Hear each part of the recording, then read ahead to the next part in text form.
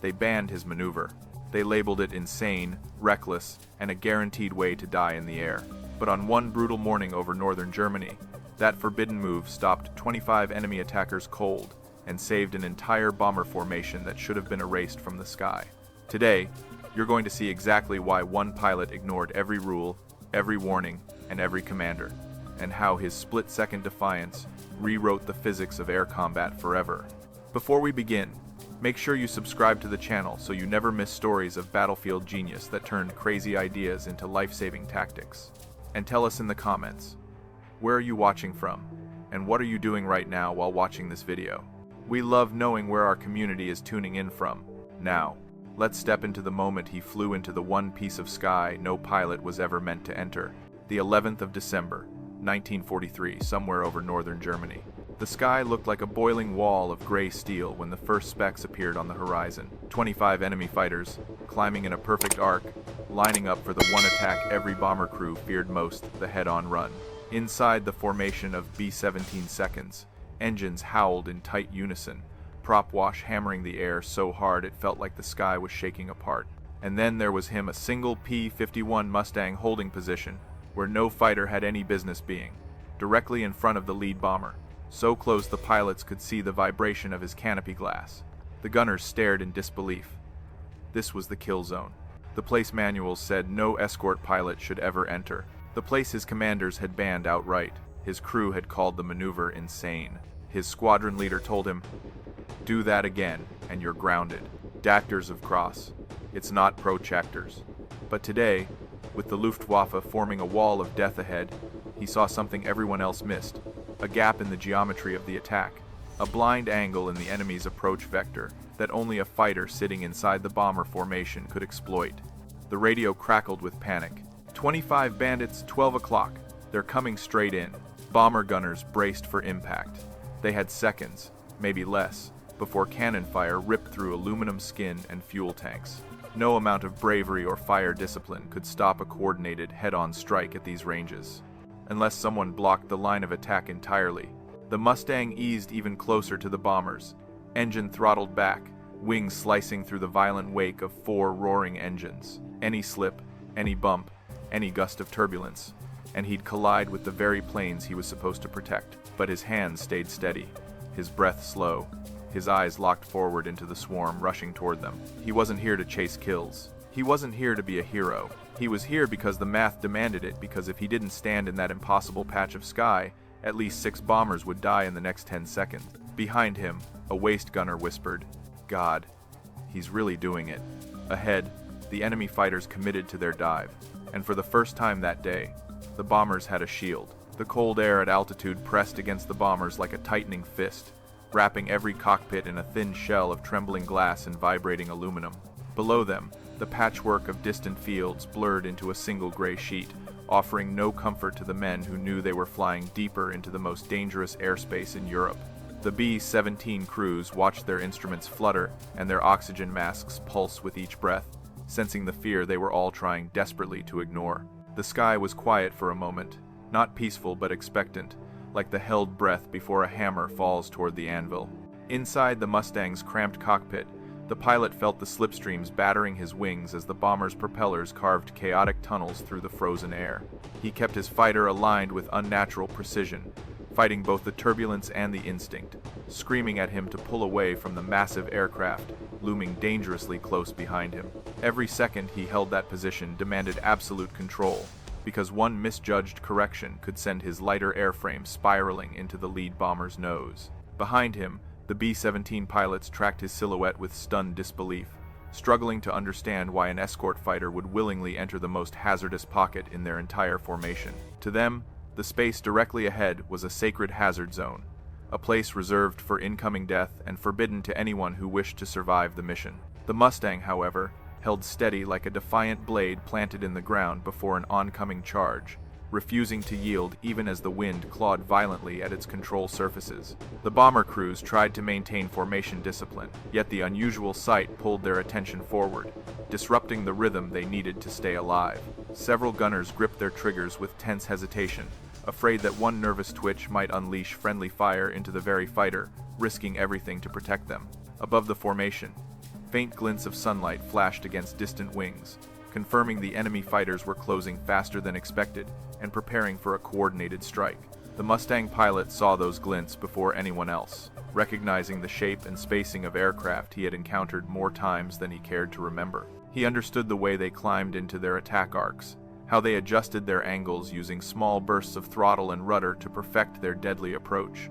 The knowledge didn't calm him, but it gave him clarity, allowing him to shape his decisions around the geometry rather than the fear saturating the air around him. The bombers continued their march across the sky, engines droning in heavy unison, as if singing a reluctant hymn toward a fate no one could escape. Inside every fuselage, heartbeats accelerated, palms grew damp inside thick gloves, and thoughts drifted toward the empty chairs waiting thousands of miles away. The Mustang remained where no escort should ever be, forming a living shield between the enemy and the massive, vulnerable machines lumbering behind him. The sky was no longer silent. It had become a narrowing corridor defined by converging paths, one group carrying destruction and one carrying hope. In that shrinking corridor, the pilot knew his next decisions would determine whether dozens of men kept flying homeward or vanished into the gray void below. And still, he held his impossible position, waiting for the first enemy dive to break the horizon and reveal exactly how close death had already come. The pressure around the formation tightened like an invisible vice as the German fighters accelerated through their final climb, shaping the sky into a killing corridor with terrifying precision. Radios crackled with overlapping warnings as gunners shouted bearings in strained voices, each man trying to track the rapidly shifting threats slicing through the upper haze. The bomber pilots fought to maintain formation discipline despite the violent turbulence hammering their wings, knowing any widening gap would invite disaster during the approaching head-on assault. The Mustang pilot sensed the tension behind him through subtle changes in the bomber's movement, recognizing how fear translated into tiny corrections that threatened the stability of the entire formation. The air began vibrating in a deeper, more resonant frequency as the enemy fighters descended from altitude, their engines producing a distinctive rising growl that every airman had learned to dread. A ball turret gunner screamed a warning when he spotted a second wave forming even farther back, confirming that the German attack would arrive in staggered layers designed to overwhelm defensive fire. The commander of the lead B-17 tried issuing calm instructions over the interphone, yet his voice quivered slightly as he realized the escort groups assigned to protect them had drifted too far away to intervene. In the Mustang's cockpit, the pilot felt each heartbeat thumping against his harness as wind buffeted the airframe with relentless force created by the converging bomber wakes. He tightened his grip on the control stick, forcing his breathing into steady intervals to counter the panic rising from the sheer scale of the incoming threat. A nasal alarm tone echoed through one bomber's headset when an oxygen regulator malfunctioned, adding another layer of confusion to an already chaotic environment. The sky directly ahead darkened as the German formation compressed into its attack lines, their wings shimmering with reflected light as they leveled out for optimal cannon convergence. One waist gunner muttered a shaky prayer while checking his ammunition belts, understanding that his firing solution would last barely 2 seconds before the fighters ripped past. Every man felt the weight of those seconds approaching, a countdown marked not by clocks, but by instinct, forged through missions that had reduced entire squadrons to burning wreckage. The bombers flew on because they had no choice, their engines straining as if pushing against time itself rather than air, dragging dozens of lives forward into the jaws of the oncoming attack. The Mustang pilot steadied his position once more, preparing himself to move in ways no manual encouraged, because the unfolding threat no longer allowed space for hesitation or adherence to doctrine. Each gust striking his wings carried the energy of 4 massive propellers behind him, yet he held firm, knowing the bombers depended on his presence more than they understood. The formation's hum deepened to a growl as tension reached its peak, and every man knew that within moments the sky would erupt into blinding flashes of muzzle fire and the metallic shriek of cannon shells ripping through aluminum. Pressed from above, ahead, behind, and within, the airmen braced themselves for impact, understanding that the next choices made in the narrow space between fear and calculation would determine who survived the coming storm. The official escort doctrine hammered into every pilot's mind insisted that fighters must remain outside the bomber boxes, patrolling the flanks where maneuvering space allowed proper interception angles. This rule had been crafted through bitter experience, because any fighter drifting inside the formation risked catastrophic turbulence or accidental friendly fire from nervous gunners. Manuals emphasized that bombers generated violent slipstreams capable of flipping smaller aircraft with a single unpredictable burst, something no amount of skill could consistently counter.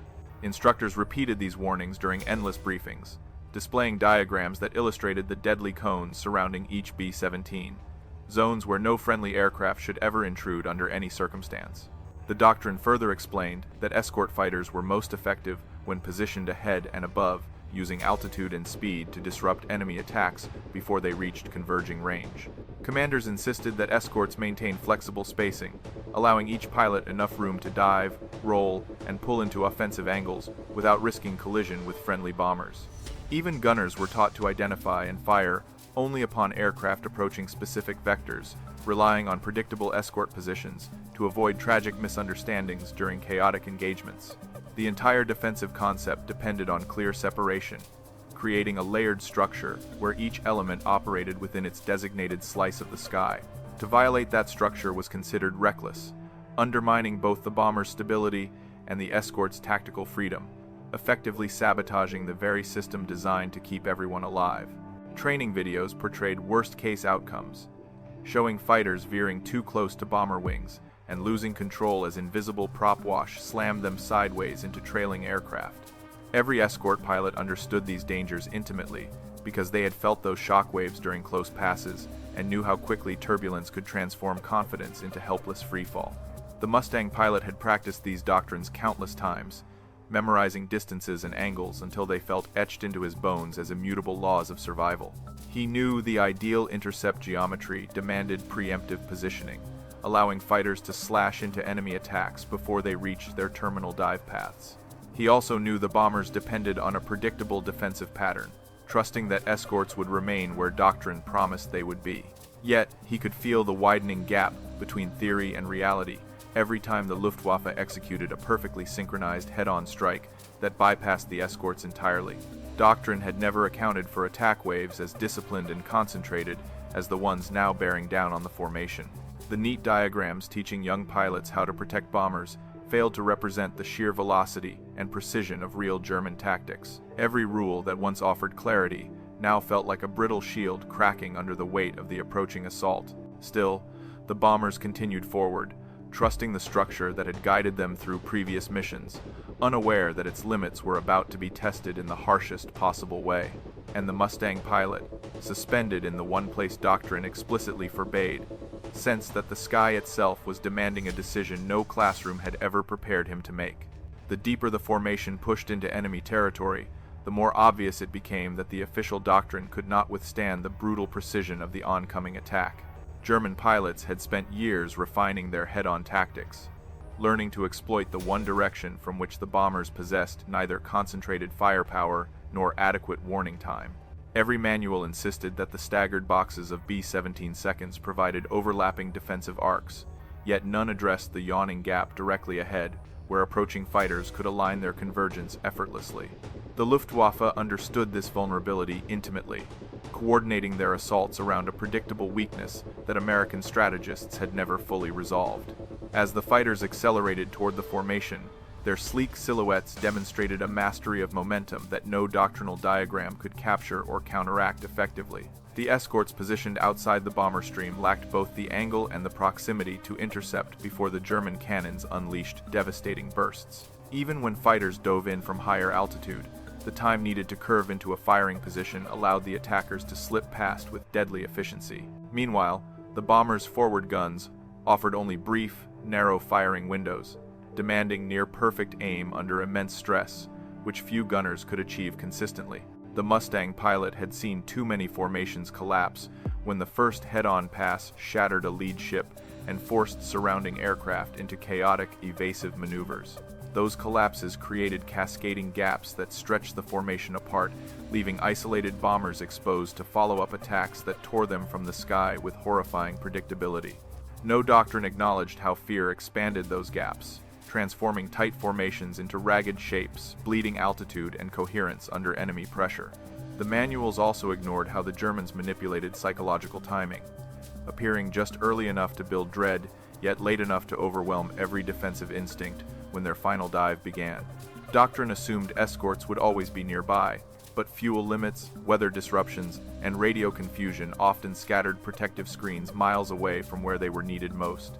Today's mission was a stark reminder that theory faltered the moment reality deviated from neat, controlled expectations, leaving the bombers to face an approaching storm alone.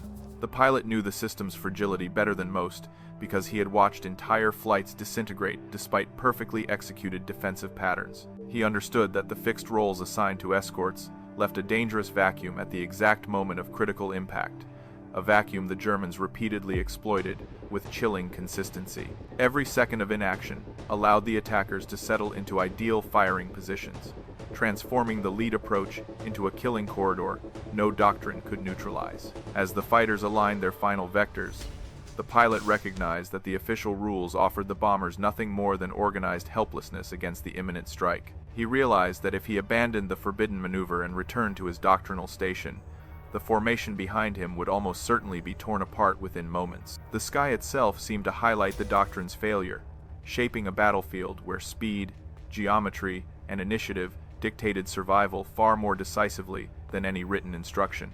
And in that stark truth, the pilot saw only one viable answer, because the bomber crews had no defense left except the single fighter already standing in the gap where the rulebook dared no one to fly. The moment the German fighters settled into their final attack arc, the Mustang pilot noticed a subtle distortion in the air ahead of the bombers that most eyes would have ignored entirely. The sunlight scattered strangely across the formation's forward gap, revealing a faint shimmer created by overlapping slipstreams converging into a narrow funnel of disturbed air. He realized this funnel behaved like an invisible wall, unpredictable yet powerful enough to disrupt any aircraft entering it at high speed. The German fighters, however, would have to pass straight through that unstable column if they wanted a clean firing solution on the lead ships. He had watched them make this mistake before, twisting their fuselages slightly as turbulence clawed at their control surfaces during the final milliseconds of their dive. The pattern repeated mission after mission, but no strategist seemed willing to analyze why the attackers briefly hesitated when crossing that turbulent threshold. As he studied the approaching formation, he recognized that the very weakness haunting the bomber's forward arc contained a hidden advantage if exploited with perfect timing.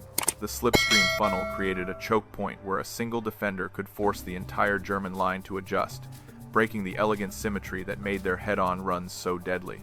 That realization sparked another thought, one he had dismissed many times because doctrine insisted it was suicide to attempt. If he positioned his Mustang precisely within the edge of that turbulent funnel, he could weaponize the instability against the attackers, forcing them to alter their trajectories prematurely. Even a slight deviation in their dive angle would ruin their convergence geometry, scattering rounds wide or driving them to pull away altogether. The idea came together like a puzzle suddenly snapping into place, guided not by bravado but by careful observation of forces most pilots never consciously registered. His memories of training with the Flying Tigers resurfaced, reminding him how they learned to read the air itself, rather than rely solely on instruments or protocol. Flying obsolete aircraft against faster opponents had taught him that survival depended on anticipating the opponent's path before the opponent even committed to it. Now he saw the German's path with absolute clarity, as if the sky had drawn the lines for him in luminous charcoal strokes. All he needed to do was insert his fighter into the one location where their timing collapsed and their discipline fractured. He understood the risk fully, because entering that unstable wake zone required holding the Mustang steady against violent cross-currents that could flip a less experienced pilot instantly. Yet, he felt a strange calm settle over him, not because the danger vanished, but because the logic guiding his decision finally outweighed the fear pounding in his chest. The bombers behind him had no idea what he intended, and the German fighters ahead had no reason to suspect their perfect attack line was about to unravel. For a brief heartbeat, he watched the sky align its forces like pieces on a vast board, every motion pointing toward a single, undeniable conclusion. He realized that the maneuver the commanders had banned was not reckless defiance, but the only mathematically sound answer to a threat doctrine could not explain. And with that clarity crystallizing inside him, he prepared to act before anyone else understood the opportunity the sky had quietly offered. He remembered with absolute clarity the briefing room where the maneuver was first discussed, long before anyone believed the Luftwaffe could refine their head-on attacks so precisely. The operations officer had slammed a pointer onto the chalkboard diagram, emphasizing the fatal consequences awaiting any escort pilot foolish enough to drift inside the bomber formation's forward arc. Several seasoned veterans muttered under their breath, insisting no sane flyer would ever attempt such a pointless stunt, especially when safer intercept angles existed elsewhere. The room felt heavy with cigarette smoke and quiet cynicism as the officers declared the idea reckless, unnecessary, and dangerously uninformed about bomber aerodynamics. When the young pilot asked whether a closer forward position might disrupt the enemy's dive geometry, the instructor responded with a cold laugh that stung harder than any reprimand. He was told that fighters existed to intercept from advantage, not to hover like bait in front of lumbering bombers waiting to be crushed. A crusty captain even joked that anyone trying such a maneuver should write his will beforehand and attach it to the instrument panel. During later missions, squadron mates teased him half-seriously, calling the concept the fastest way to meet God in midair and urging him never to consider it again.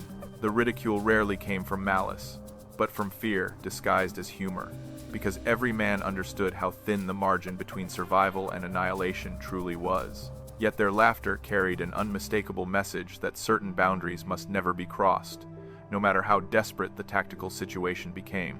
The official policy later codified that message into unmistakable language, declaring forward insertion maneuvers strictly prohibited for all escort fighters regardless of circumstance.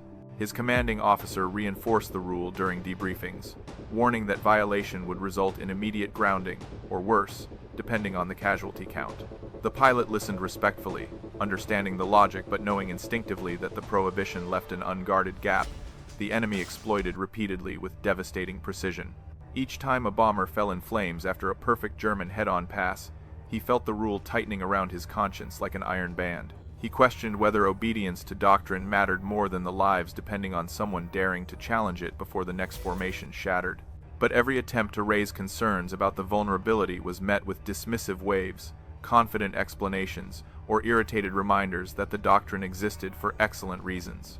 Senior officers preferred predictable strategies because predictable strategies reduced confusion, even when predictability also invited enemy exploitation. The pilot realized the rule had transcended practicality and become a psychological barrier, shaping behavior more through fear than tactical soundness. Despite this, he continued training with the squadron, absorbing the rituals and routines expected of every escort pilot flying into hostile skies. He learned to keep his doubts quiet, recognizing that repeated questioning would only invite further ridicule and suspicion from comrades fighting their own battles with fear. But deep inside, the image of that unshielded forward gap lingered like a flaw in a machine he could not ignore, pulsing with the urgent insistence of an unsolved equation. And as he faced the German attack bearing down on the formation today, he felt every warning, every insult, and every prohibition echoing through his memory, shaping this decisive moment when no one else saw what he saw. The moment the German formation tightened into its final approach vector, the Mustang pilot felt something inside him snap into absolute certainty, overriding every warning he had ever received. He saw the shimmering turbulence funnel ahead, the vulnerable line of bombers behind him, and the perfect geometry of an attack no doctrine could possibly repel. His breath steadied as instinct fused with calculation, creating a clarity so sharp it felt carved from the cold air streaming past his canopy. He nudged the throttle forward just enough to counter the incoming slipstream, aligning his Mustang with the narrow pocket where the unstable air would grant him a fleeting tactical edge. The bomber's wakes pummeled his wings with chaotic bursts, yet he held the stick firmly, guiding the fighter with delicate precision born from years of learning to read invisible currents. A waist gunner shouted in confusion when he realized the Mustang wasn't falling back into its prescribed escort position, but instead creeping even deeper into the bomber's forward arc. The pilot ignored the startled voices crackling through scattered radio channels, focusing entirely on the converging threat whose silhouettes grew sharper with each second. Every muscle in his body fought against the instinct to break away, because survival demanded he abandon doctrine and embrace the dangerous position logic had revealed. He lowered his nose slightly, sliding into the exact sliver of sky where the head-on attack line intersected the turbulent funnel, transforming himself into an unavoidable obstacle. The lead B-17 pilot gasped when the fighter moved so close he could see frost on the Mustang's canopy, realizing the maneuver was not a mistake, but a deliberate act of defiance. The risks multiplied instantly as prop wash hammered the Mustang's tail, threatening to whip the fighter sideways into catastrophic collision with the bomber's massive frame. Yet the pilot countered the turbulence with small, controlled inputs, every movement informed by an intimate understanding of how air behaved under stress. Behind him, stunned gunners hesitated with fingers resting uneasily on triggers, unsure whether they should prepare to fire or brace for the fighter's inevitable destruction. The German attackers began their terminal dive, their wings flickering with sunlight as they compressed into a deadly spear aimed directly at the heart of the bomber formation. The pilot felt the moment tightening around him like a drawn bowstring, recognizing that once he committed fully, there would be no path to retreat or recovery. With one decisive motion, he pushed the Mustang forward into the center of the attack corridor, placing his small, agile aircraft directly between the bombers and the incoming swarm. The act felt strangely peaceful, not reckless or desperate, but a clean execution of a solution that existed only because he dared to perceive it. He saw the Germans' hesitation ripple through the formation as they realized an armed fighter now occupied the space designed for an unobstructed firing run. Even before their evasive maneuvers began, he knew the calculus of the battle had shifted irrevocably, because the forbidden maneuver had become the one thing capable of denying the Luftwaffe their perfect kill line. And as he steadied himself against the oncoming assault, he embraced the reality that breaking the rule was not defiance, but the only rational path left in a sky about to erupt. The German fighters committed fully to their attack run, tightening their formation into a deadly spearhead that relied on perfect timing and unwavering discipline to pierce the bombers' forward gap. Their engines screamed with rising fury as they accelerated toward convergence distance, confident the overloaded B-17 seconds could not maneuver or fire effectively against such a precise assault. But the instant the Mustang slid into their path, the attackers met a problem no tactics manual had prepared them to solve, because their flawless formation suddenly confronted a single fighter occupying the exact space required for their coordinated strike. The confined geometry of the head-on attack left them almost no margin to adjust course without breaking formation integrity or risking mid-air collisions with their own wingmen. As they descended into the turbulent funnel ahead of the bombers, the Mustang's presence forced them to re-evaluate their firing solutions at the very moment their attack angles should have locked into place. The unstable air pushed against their control surfaces with unexpected violence, amplifying the disruption caused by the fighter now blocking their clear line of fire. Several pilots instinctively nudged their sticks away from the Mustang's silhouette, knowing that even grazing contact at such speeds would tear both aircraft apart instantly. Those minor deviations rippled through the German formation, unraveling the precise synchronization that made their head-on passes so devastatingly effective. The fighters in the rear ranks saw their leaders drift off axis, forcing them to correct sharply and overshoot the intended convergence point where their cannon fire should have saturated the bombers' noses. By the time the leading attackers attempted to compensate, the distance had collapsed too quickly for them to stabilize their aim, leaving their guns spraying disorganized bursts that streaked harmlessly through the open air. Some were forced to brake upward to avoid collision, while others rolled sharply aside as the Mustang's unexpected presence shattered their mental timing.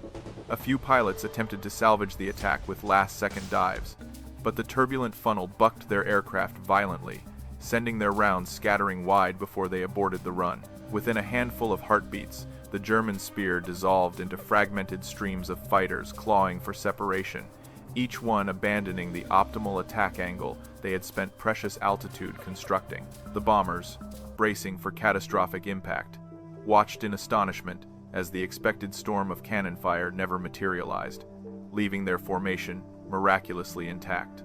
The Mustang held its ground inside the swirling chaos, its pilot absorbing every shockwave as the disrupted attackers streaked past in panicked trajectories. 25 fighters had launched a perfectly coordinated strike designed to break the bomber stream in a single lethal sweep, yet not one achieved a clean firing pass.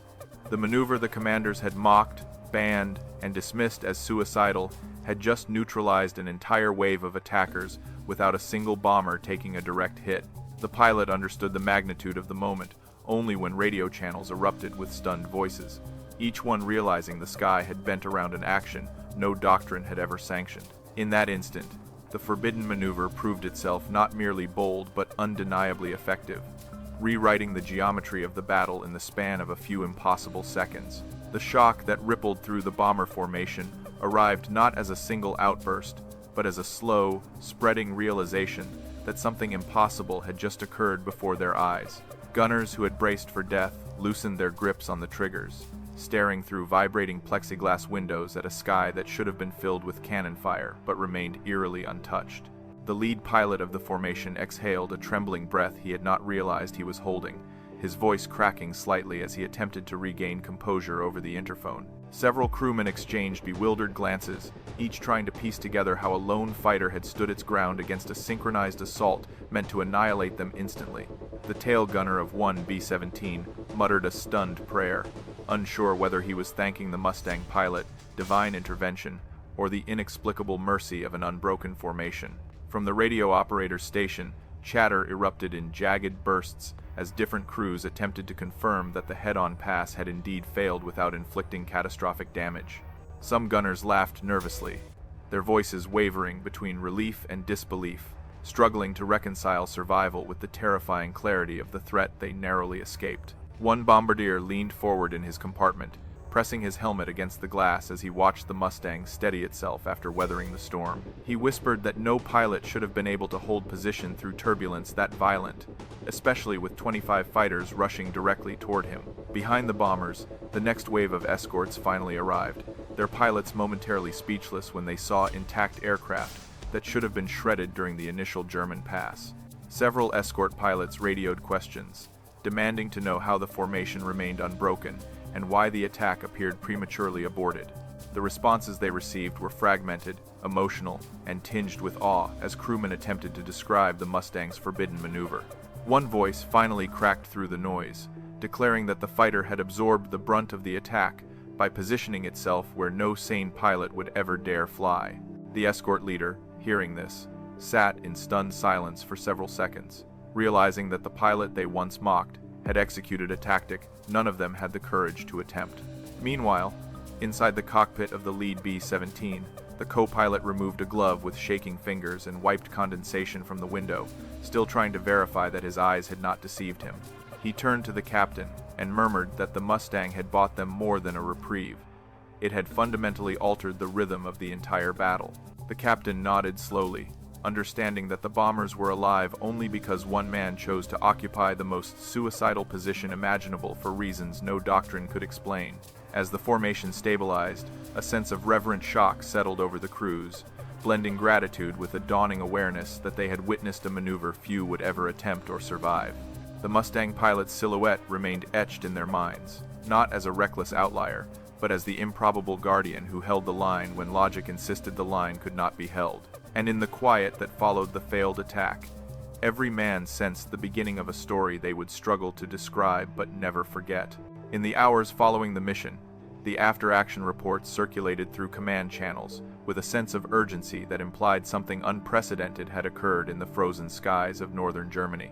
Intelligence officers read the gun camera footage repeatedly, attempting to understand how the German formation had collapsed so abruptly without inflicting meaningful damage on the bombers. The diagrams they produced featured jagged attack vectors and broken symmetry lines, revealing the moment the Mustang's intrusion disrupted the Luftwaffe's textbook convergence pattern. Senior tacticians gathered around long briefing tables, studying the footage with a growing realization that the pilot's forbidden maneuver had exposed a structural flaw in the enemy's most reliable tactic. They questioned how Doctrine had failed to anticipate the advantages of obstructing the head-on corridor, especially when the bomber's vulnerability in that sector had been documented for months. Some officers initially dismissed the maneuver as a reckless anomaly, yet the recorded behavior of the German fighters contradicted every assumption they previously held. The attackers reacted not with disciplined aggression, but with disarray triggered by the unexpected presence of a single aircraft disrupting their timing.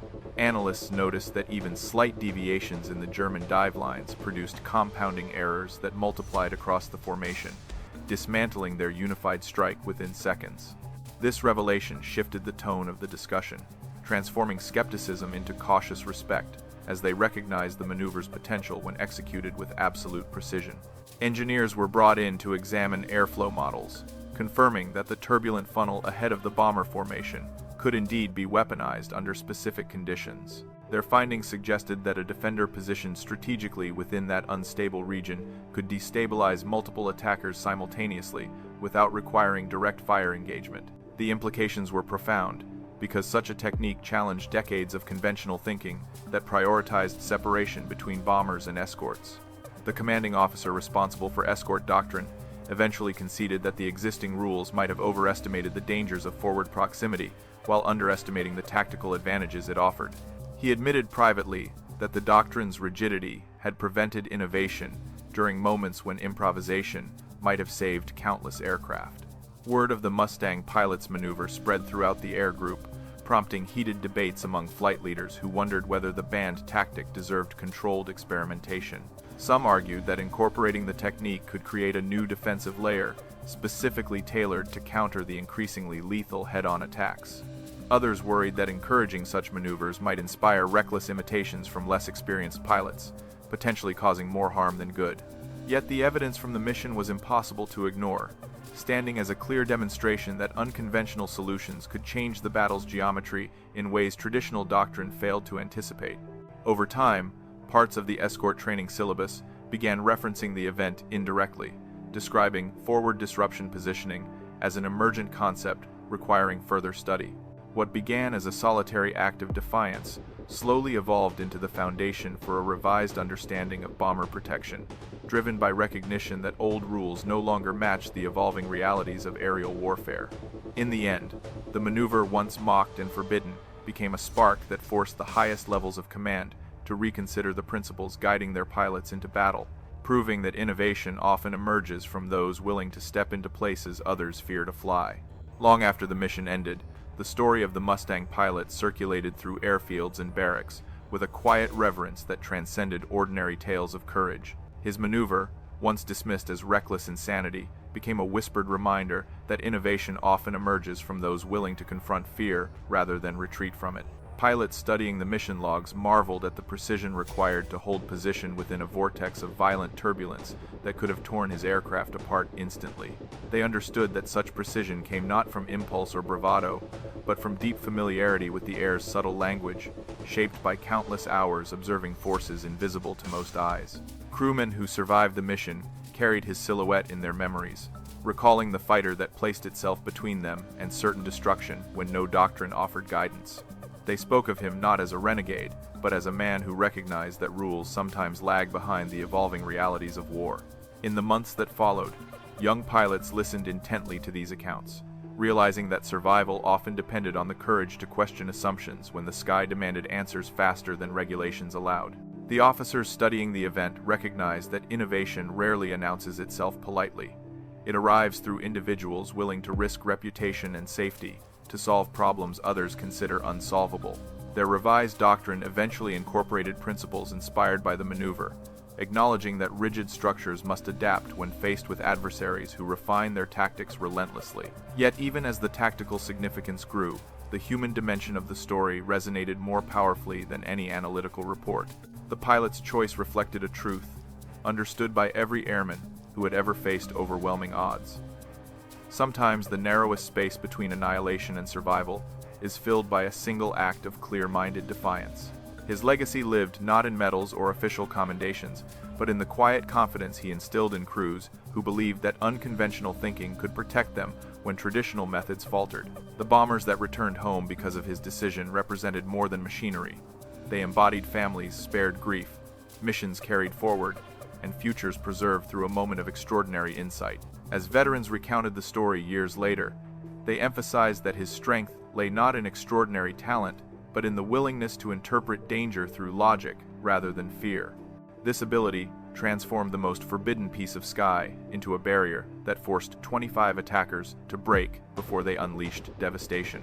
His example reminded future generations that war, for all its brutality, is shaped as much by minds capable of adapting as by weapons capable of destroying. In that realization, his maneuver became a symbol of the quiet genius that emerges when survival demands creativity beyond accepted norms. And as the memory of that mission settled into history, the lesson remained unmistakable. Victory does not always belong to the strongest, fastest, or most heavily armed. Sometimes it belongs to the one who dares to step into the impossible space where everyone else believes no one can stand.